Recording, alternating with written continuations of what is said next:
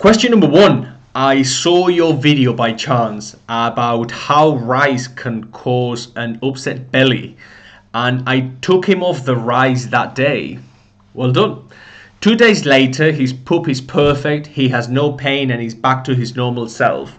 So the thing the vets suggested to feed was actually what was making him really unwell. Thank you for that video.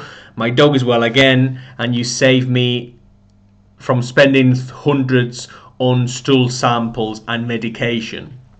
Well, you are very welcome, but obviously nothing I say can be replaced by veterinary sort of advice. So if you do have a problem, yes, it is good to watch things on the internet, and although as detrimental as it might be for me and for us, your vet will probably know better because he will have or she will have more information. With regards to rice in dogs and dogs' diets, we don't like rice. Rice is a grain. It excess carbohydrates turn into fat, into triglycerides in the liver, and so anything that's too starchy, any grains that you give your dog, and obviously cats, those are detrimental to your pet's diet, and we really don't recommend them. Now, the standard advice sometimes in veterinary practice is, in the veterinary industry rather, is that if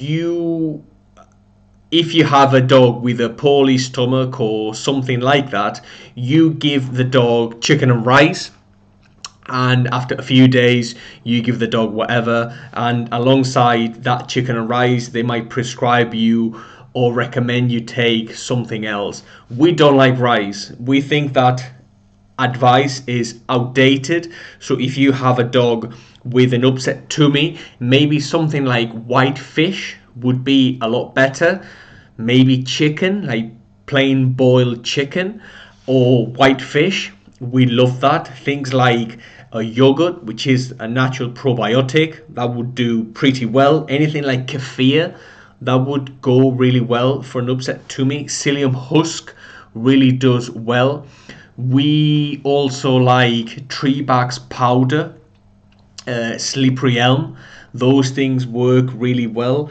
And this is not on the happy trippy spectrum. These are things that really do work, and things that are very, very recommendable anytime your dog or cat or yourself have a bit of an upset tummy.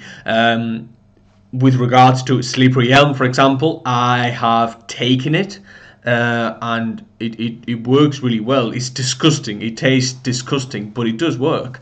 And so all these things always help your dogs good. Rice, I don't like rice. I hate rice. Anything rice for dogs, rice is not biologically appropriate. It's a grain. It expands when you cook it.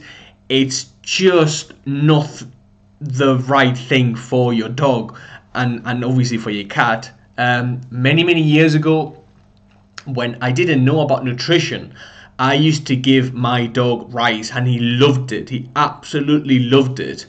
And one of the things I noticed was that obviously he had a very, very hard time eating it, and the rice would go everywhere.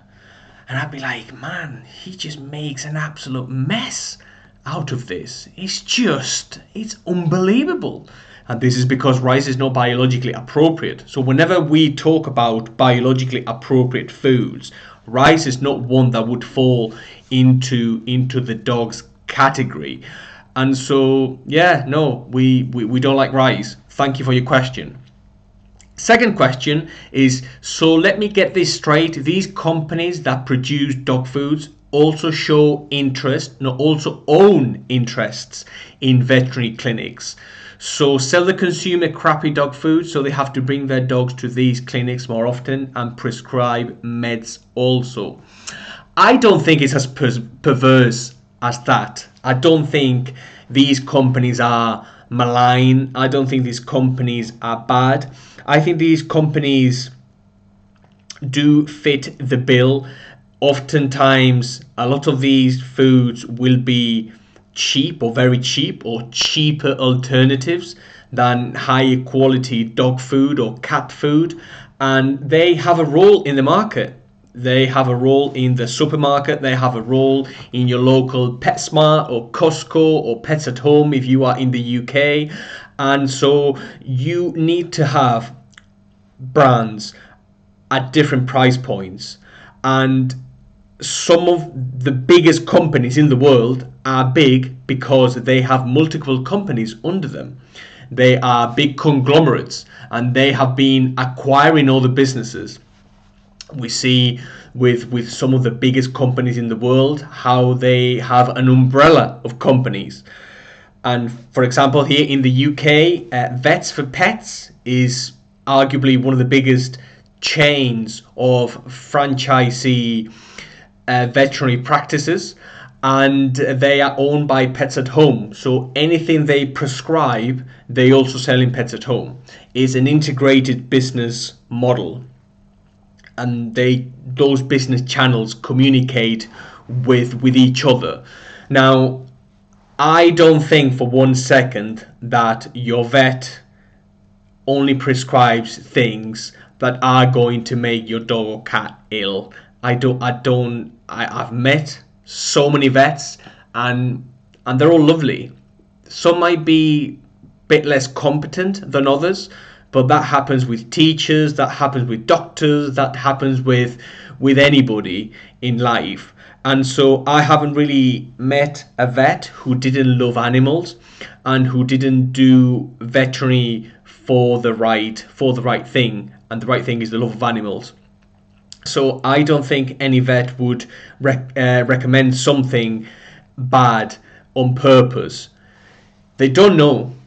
That's probably my best guess. Whenever we talk about fleeing and worming a dog on a monthly basis, that puts too much pressure on the liver, in my opinion. Things like sugar in cat food and veterinary prescription diets being filled with carbohydrates, unnecessary carbohydrates, these renal foods being complete garbage sometimes, in my opinion, with all the ingredients. And so they are franchisees. A lot of these people have signed a contract, and they are contractually obliged to do so. And so it is what it is, really. It absolutely is what it is. I don't think that would be the case, but thank you for your question. Acana and Orijen, these come from the last video I made on Acana and Orijen. And the deal with Acana especially is that the dog food the size of the bag has gone from 11.4 to 9.7, and they have added pearl barley, and they seem to be moving away from the whole prey ratios. And the beautiful thing about Acana, in my opinion, is that they adhered to these whole prey ratios, and they came up with a very, very good formula and phenomenal ingredients. And so on the video I simply stated that these were the changes, that it didn't really make much sense apart from things are getting more expensive. So from their standpoint, they are making the bag smaller and they are adding different ingredients, because otherwise the price of that bag of food would be a lot higher, and so the consumer wouldn't be willing to pay that much more money for that product. But I just stated my own opinion. And one viewer says that I just get 2 bags of Orijen puppy, and after I found out Mars took them over, I'm not happy about it all. I think I will change the food for Carnilove True Fresh. What do you think about this change for 2 border collies? So the fact that a company acquires another company doesn't necessarily mean anything until you start seeing something you don't like. Now with Orijen Orijen is an absolute wonderful food. There's no two ways about it. Orijen Puppy, Orijen Senior, Orijen Regional Red, Orijen Six Fish, Orijen Original. You only have to look at those ingredients, and those ingredients are best in class. They are absolutely best in class. There's no other way to say it. They're just wonderful. They are wonderful. The first 10 ingredients, I believe, are fresh or raw. Those are unprecedented. And obviously, Acana and Orijen didn't put the prices up for a while, so it was maybe overdue. And so the fact that Mars has acquired Orijen and Acana, it doesn't really necessarily mean anything.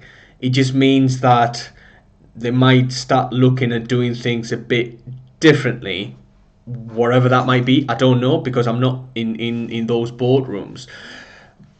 But I like Orijen. I love Orijen. Why do I love it? You only have to look at the ingredients. Those ingredients are wonderful. They are gently dehydrated formulas. The ingredients are fresh or raw. I don't think you can get a much better food than Orijen, in my own opinion. Let's talk about Carnilove True Fresh. I reviewed Carnilove, and you can find the video on the channel. And it's a good food. Carnilove is a good food. It's arguably a very, very good food. It's a 70-30. I am a fan of the food. Full disclosure, we sell Carnilove in our pet shops because we think it's a very good food. We wouldn't sell anything that's bad out of principle. We only sell good stuff. Having said that, Carnilove is high in peas, and that seems to be the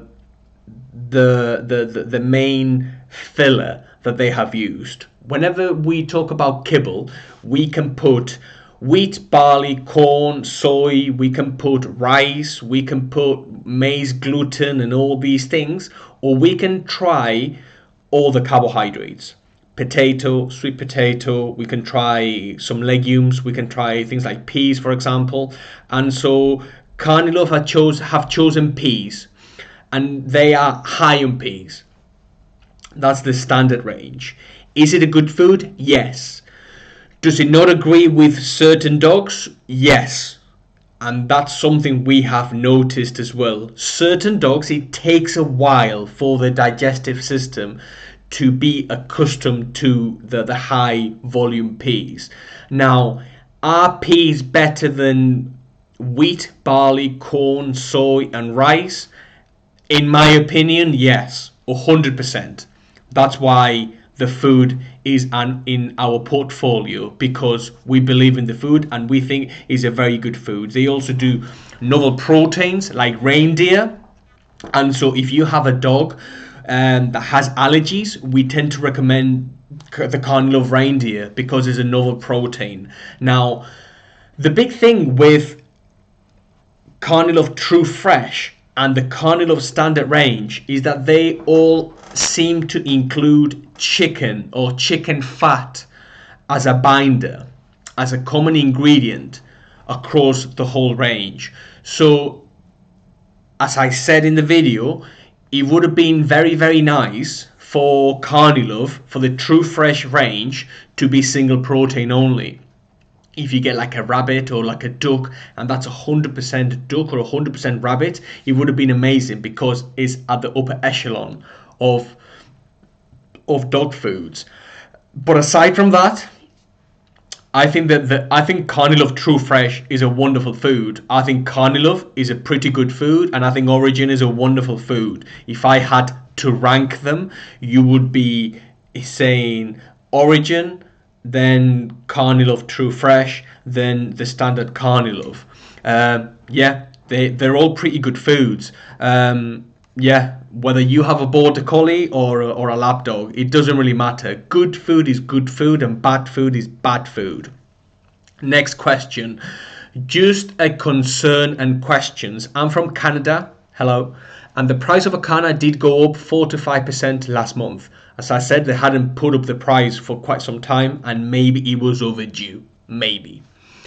Just looking at the ingredients, large breed adult, they still show giblets, liver, heart, etc., which was one of my original comments, that they seem to have moved away from the whole prey ratios. They used to include a lot of like liver, heart, tendon, giblets, all that sort of thing, and now you only see chicken or fresh chicken, which is wonderful, but it seems to divert a little bit from their whole prey ratios. Anyway, I've been feeding Acana for the last 10 years. Even now with the price increase, it's still cheaper and better ingredient list than most high-end kibble here.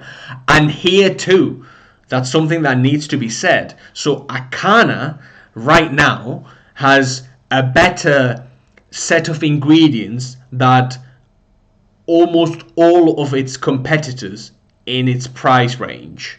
So the actual ingredients in Acana are very, very good for the price. It's a 55 pound bag of food for a prairie poultry, I think, here in the UK. And the proportion of fresh meat is pretty high.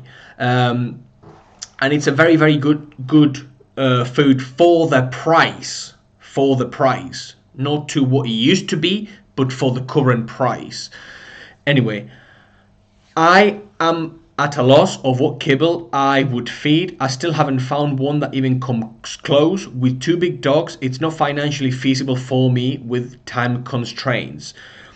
If the bag of food still shows liver and heart and hasn't changed, why would you change?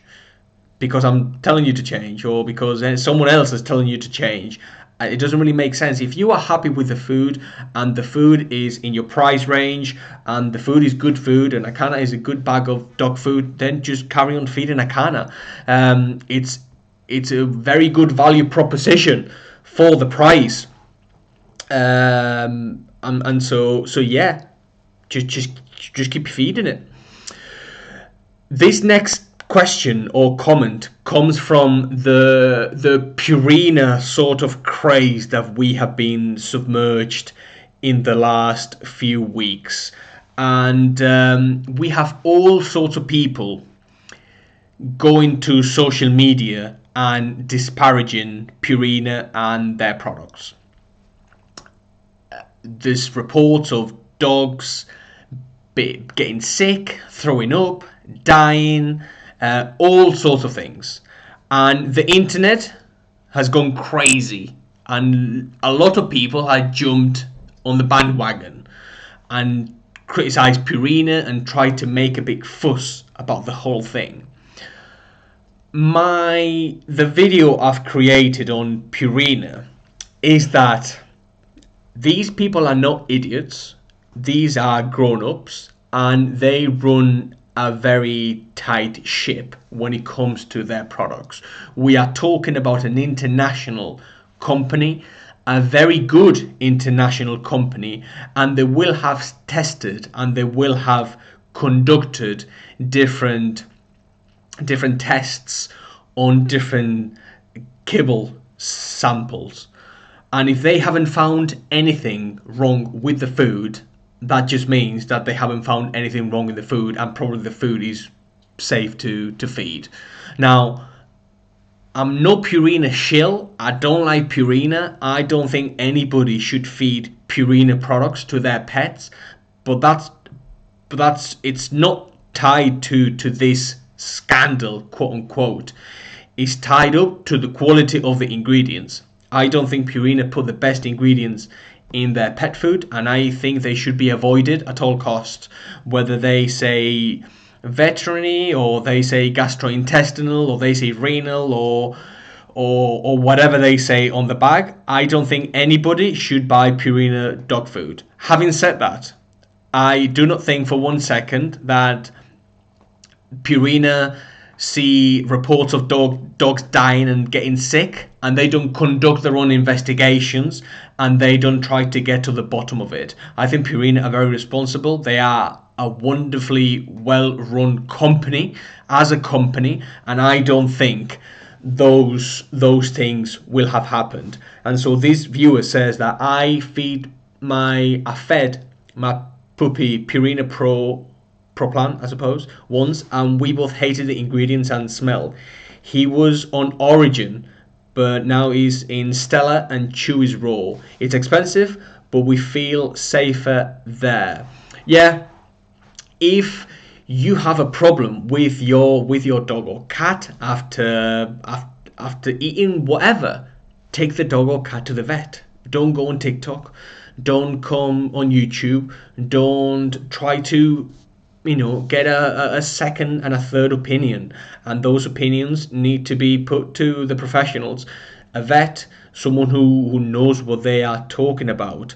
I don't think you should take the battle to Twitter and add to the pile. So yeah, Orijen cat food is pretty good. Guardian 8, Chewy's Raw, I'm not sure, and Stella, I'm not sure. So yeah. Anyway, thank you for the question.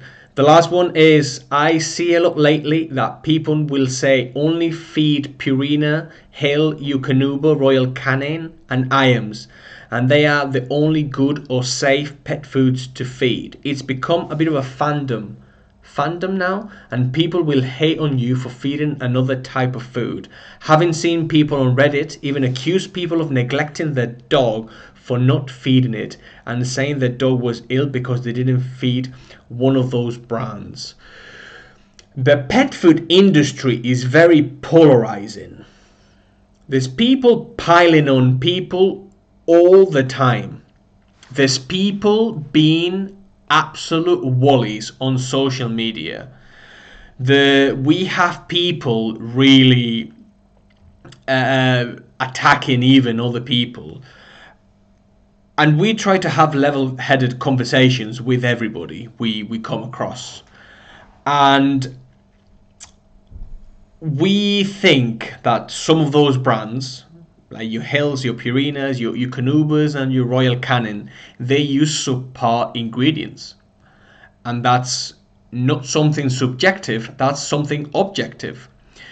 We can talk about your veterinary prescription diet all day, every day, if you wish. But if you turn that bag of food or that can and it says sugar or wheat or corn gluten meal or things like that, those are irrecognizable to our dogs and our cats. And if you tell me that a veterinary prescription diet or a veterinary diet for a cat needs to contain rice, you've lost me. Cats are carnivores, and dogs are facultative carnivores or convenient carnivores or scavenging carnivores, whatever nomenclature you want to categorize them as. But they should eat more meat than anything else. And so whenever we give our dogs more corn or more carbohydrates than meat, then we have a problem. We really do have a problem. Should you try to convince people? I don't think you should try to convince people. People are going to do what people are going to do, and it is what it is, really. How can you tell someone you can share videos, you can share information, you can share this video, you can share other people's videos, and you can share level-headed conversations about dogs and cats? For example, one of the things that really did it for me when it came to dogs and them being carnivores, and this is something I bought for the shops that we have a chain of independent pet shops here in the UK, is this model that I bought. And this is a dental model of a dog's mouth. And if you see, it's very, very interesting how this goes. So we have the canines, right, here, and if you see the front teeth, those are made to clamp onto meat, onto something meaty, right? Like a buffalo or like a rabbit or whatever. Those are just to grab and hold, like feline teeth. And then on the back, you see all these carnassial teeth, and they are jagged. And they are jagged for a reason, because these are designed to crunch on meat and bone. These are meant to grab flesh from here, grab chunks off, and then with these back teeth, the dog will chomp on them and then swallow them. If you see on the model cannot move sideways, and I can, because I'm designed to eat plant matter. Your teeth and these teeth are very different. Now, whether you should feed your dog from that 3% carbohydrates or 70% carbohydrates doesn't mean that you should lean towards carb-filled diets, because dogs can digest some carbohydrates. I just think that you should look at your dog's teeth, how they eat food, how they wolf down food, what the structure is. And I think you should try to be convinced that dogs need more meat than anything else. And in my opinion, that's a very good proof. And every time I have had a sort of like a debate, or with someone, or I'm trying to explain something regarding our dog's carnivorous traits, I come back to the model and I try to explain it. And I think it's a very convincing thing. What do you think? I think the model is great. I think the model really does show what you should be feeding your dog more than anything else, and that's meat and bone. That's liver and heart and that sort of thing. And I don't think you should put anything in this mouth that is not biologically appropriate, as we say, like your wheat and your corn and maize and rice and things like that. So yeah, try to be kind. It doesn't really cost anything to be kind. And lots of people try to be very, very confrontational. I don't really understand it. What do you think? Don't be confrontational. We try to be a family here. We try to have a very good community of people who contribute, who leave comments, who want to ask questions, and we have so many things for you, and we have so much content, and that's something I really value from the community. So leave comments, please like, please subscribe. That would be wonderful, and I will probably see you in the next one.